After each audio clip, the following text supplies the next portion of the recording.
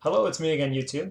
Before I show you the progress on my models, which right now there is none, I thought I'd show you some stuff I bought in my exuberance. I went out, and before the models arrived, because like I said, it took quite some time for them to get here from Nottingham to Tokyo. I went out to not really an art supply store so much as a giant department store with an art department in it. Um, Specifically for like other miniature painting. The Japanese are, like with anything, very serious about their miniature painting, specifically like realistic historical ones, like military ones, but also cars and of course their own giant stompy robots, the Gundam, if you've seen those around. So there was no lack of materials. It's more a matter of I didn't really know what I was getting into, and I allowed my excitement to get back into the hobby to get the better of me. So I went out and I bought some very basic brushes and things like that. All of these are like super Japanese. You might know this brand, Tamiya. Tamiya is very famous modeling company. They make their own brushes. These were not expensive, and then again, not super cheap, like just normal, I guess. This one is by a company called Mr. Hobby, which is, I mean, this is so Japanese, it's ridiculous. Mr. Hobby and Mr. Brush, so that keeps it nice and simple. I bought a fine one and a longer, medium one, just to get myself started. There is every likelihood I'm going to end up with a ton of stuff in the next month and a half or so. Um, like like I said, I did it wrong already. I bought way too much stuff. There's stuff on the way that will be a surprise for you guys. That I probably shouldn't have bought, but did anyway. I'm probably gonna look into either buying some sort of airbrush and compressor set, or at least something in that direction. I'm not gonna dick around with spray cans all that long. Um, Mr. Hobby also makes a whole range of paints, which I indulged in. They make a lot of paints. Like they make like metal paints, like paints specifically for metal models. I think particularly card and stuff like that. But they make a whole bunch of plastic paints for plastics. They come in like three different types: gloss, semi-gloss, matte, and I think there was one other type. I don't know. And then they have washes and shades, and I mean it gets pretty crazy pretty quickly. I bought a bunch, uh, anticipating the painting of Uruk Megaboss. It's not going to be this color scheme. Obviously, the bone on the skull is going to be bone colored. I think they went a little too brown with it, but we'll see how that goes. Green for the skin, yes. In fact, I bought a bunch of greens, and in fact, very subdued greens. Like I'm really not looking forward to making this guy like World of Warcraft green, like orc. Um, but on the other hand, I'm probably going to have to do some interesting highlights. But let me show you what I got so far. The range is quite limited because, like I said, like these Tamiya guys and Mr. Hobby, they're mostly catering to guys painting military stuff. And the names of the paints kind of show. Um, for example, I've got, what do I got? Khaki green is what they call this. Khaki, obviously, army term. Um, Dark green, which I don't know if you can tell from this camera and this lighting, but these are very similar greens, with the dark green actually being lighter than the khaki. So I was hoping to sort of do some mixing there to get some smooth gradations. And the lightest green I bought is called Interior Green, which is this one. Um, it is more than likely I will end up using the Games Workshop app and ordering a bunch more, specifically as I get more into this, which is likely. I went more overboard with the bone colors than I did with the greens, to be honest. The bone colors for that giant skull pauldron that Auric has. We start way at the bottom with a semi-gloss mahogany. Don't ask. It's where I'm starting. Um, Moving on to a RLM 79 Sandy Brown. I don't know what that number stands for. I'm assuming someone in Japan knows the reason behind that number. That is not the paint number. Like the paints are ordered 1 through like 500 and whatever they have. That is actually part of the name of that paint, which is weird. Then we move up to a Sandy Brown. sandy brown goes right there. And then this one's actually a different maker. This is Tamiya, not Mr. Hobby. Tamiya is called this one Desert Yellow, which is actually a really nice gradation from that sandy brown.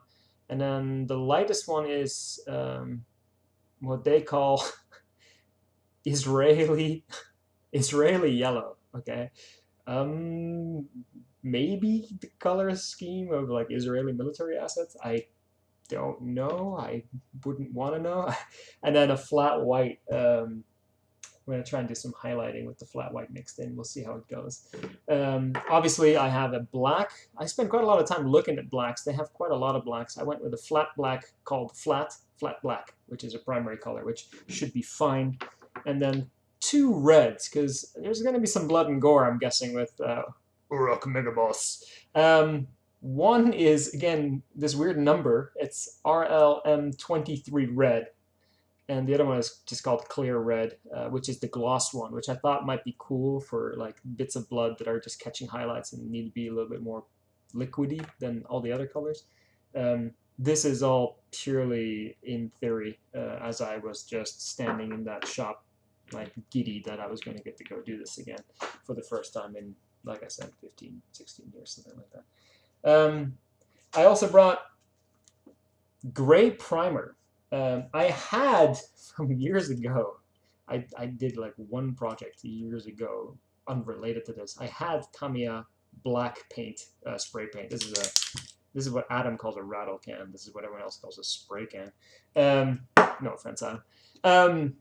But this is actual surface primer for plastic and metal in gray. So I'm probably going to spray that Orc model gray as a primer, and then try to do some of the rattle can stuff that Adam was actually talking about in one of his videos, which is giving it a top-down spray with a lighter color to get you ready for where your shadows and highlights are going to be. I thought that was super cool, and it's so obvious, and yet if you don't hear someone say that to you once, maybe you wouldn't. Like, I think maybe you do what I did the first time when I started building models, and just you get all excited and you just want to get started, so you just spray paint them all black or whatever. I think I just spray painted them all black. I had it white as well. So there's that. And then I bought, like I said, I've been shopping. I haven't been doing anything. I've been shopping. I bought a cutting mat, obviously, a ruled cutting mat. This one is, I hope, centimeters. Yes, I live in a civilized world that uses the metric system. If you are American and watching this channel, I'm never, ever going to tell you what the measurements are in case that's necessary. In inches, one, because Games Workshop is British and they'll use centimeters, hopefully. And second, because you guys, it's a long time for you to adapt to the metric system. America, are you listening? It's time. And I bought, because I have X-Acto knives and things, but I bought a hobby X-Acto knife, what the Japanese call a precision knife, FE-14.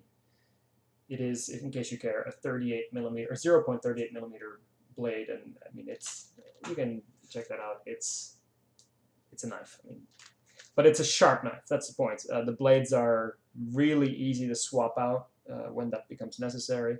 It has a round tapered point. It's actually quite long. Should be very precise for getting things out of the plastic sets. And other than that, I haven't done anything. I need basing material. I need glues. I need plants. Probably more paints. Always more paints. More brushes. I will need some sort of lamp. There is an overhead lamp here, which is not doing me any good, which is why I opened the door so you could get the window light. It is overcast in Tokyo right now, about 5 o'clock in the afternoon. We had a big typhoon recently, so you get this nice blue light and the warm light to the top. See, this is the kind of stuff that's going to go into my miniatures, you can tell already. But I'm trying to get a sort of a desk lamp to help with this.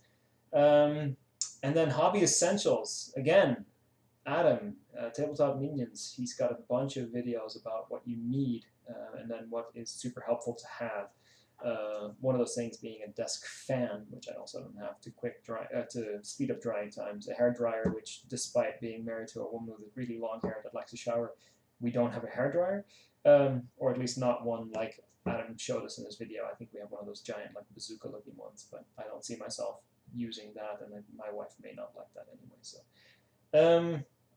the next update, this was supposed to be the next update, but the next update, I promise, will have modeling stuff in it.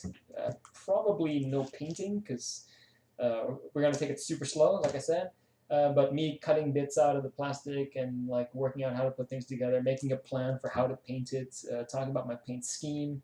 And then again, like if I go super slow, it gives you a chance to tell me stuff. Like, hey, don't do this. I did this and it was super awful, and you're gonna hate yourself forever if you do that. I don't want to hate myself forever. Help me, please. And then once that video goes up, the fourth video should be me actually sitting here with a light and painting stuff, or maybe priming stuff. Maybe the fifth video. I don't know. We're going to go slow. So you have a lot to look forward to. And like I said in my first video, there's actually... I'm an idiot. There is a big surprise in the way. And when that arrives, I'm sure some of you are going to have a fit. But we'll see how that goes too. Thanks, YouTube. We'll see you next